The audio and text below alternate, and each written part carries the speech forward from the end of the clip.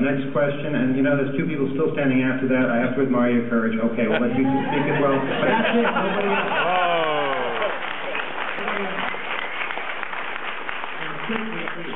All right. First about the cables.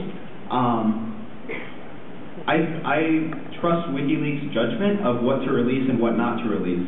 I think they've had an excellent record so far, and I trust WikiLeaks' judgment a lot more than I trust the government's judgment of what should be released and what should not be.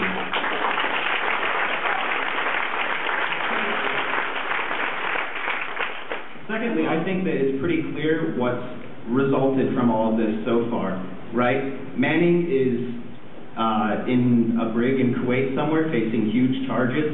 Assange is underground.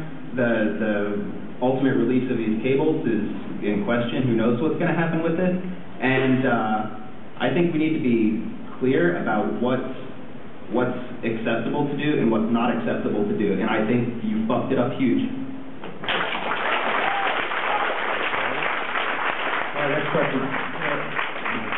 I respect your opinion, but that's not actually a question, so it's not something I can respond to directly. Okay, next question. As a Vietnam veteran, I think Manning did the right thing. Anybody that thinks in his right mind that the U.S. government is doing the right thing has to be in a mental institution. And what you did, you have to live with it. And what you did is worse than prison. I think you belong in Guantanamo. Thank you. And the final question here. Not a question.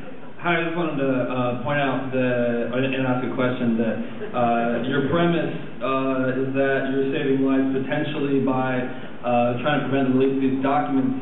But I just want to ask you about. I consider that as pure speculation. You don't know that it's necessarily going to do anything, and I could equally speculate that, especially given the track record of the U.S. military and United States State Departments throughout the world, that by not releasing these documents, you are going to harm people's lives. They're just not going to be American lives. And can you respond to that? Or I guess my question is, how do you know that not releasing these documents is going to save more lives than releasing them? I can't say for certain. I'll bet. Why did you make that decision? I made that decision based on the information that I had access to, the portions of the logs that are not public and most likely will not be. And I acted my conscience just as I believe Manning acted his conscience, just as I believe Julian Assange is acting his conscience. I understand that there are people that are always going to disagree with my choice, and yeah, I have to live with that choice. And you know what? I feel bad about the predicament Manning is in. I was in a similar one well, this is my answer. At 22, I was in shackles for acting on my conscience. I was facing 15 years in prison, and I didn't send him off to some fate that I had no comprehension of. You regret what you did. Real quick question. There's two of them real quick. Did you see any of the classified cables? Did you see one of them? Of those 250,000, did he show you any of them? No, he did not. So how do you really know he had them? He could have been braggadocious. How did you really know? Maybe he was exaggerating because he wanted to become your friend or something, and it was a bullshit. So, are you saying that by exaggerating, you didn't think he had fewer? Was it 5? No, I don't know if he had any. No, I just really don't know. How did you know? Well, I can say that he revealed classified information to me during the course of our conversation, and that, to me, made it clear that he would have been very willing to reveal it to others. Was that from the cables, or just something totally separate? Related to ongoing U.S. Counterintelligence operations. Okay. All right, and I heard one question from the audience that you didn't get an answer. Do you regret what you did?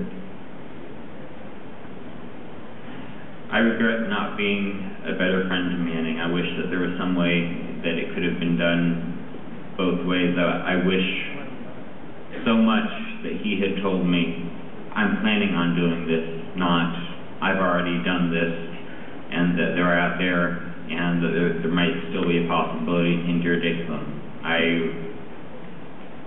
can't express in words how much I wish that he had said he was planning it, and that I could have told him, dude, you're going to fuck your life up. I'd like to say something in closing, and I'm not here in any kind of capacity to pass judgment. I leave that up to our esteemed audience to do. What I will say is this, is that as long as the Hacker Underground has existed, we've always held in very high regard our neutrality. And as our European colleague had pointed out, we're internationalists, and we should remain so. As soon as you make up your mind to choose a side, politically speaking, you cease to be a hacker. May I pose a question? Why have you not renounced your citizenship? Well, why should I? Because that's a side. I was born in this country. My citizenship is automatic.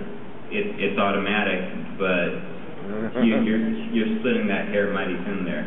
I think you're changing the subject rather easily. The point I was trying to make was that you had a choice and you made the wrong choice. You could have simply walked away and none of this would have happened. I could have, but I wouldn't have been able to live with myself. All right, after you can continue this discussion backstage. Closing, I just want to thank you guys for really standing up and being a great audience, dealing with a difficult subject, a very controversial issue. You know, most people thought this wasn't possible, that we couldn't possibly have this kind of a dialogue in a civil tone and listen to opposing sides. And I knew you'd come through, so thank you very much for doing that.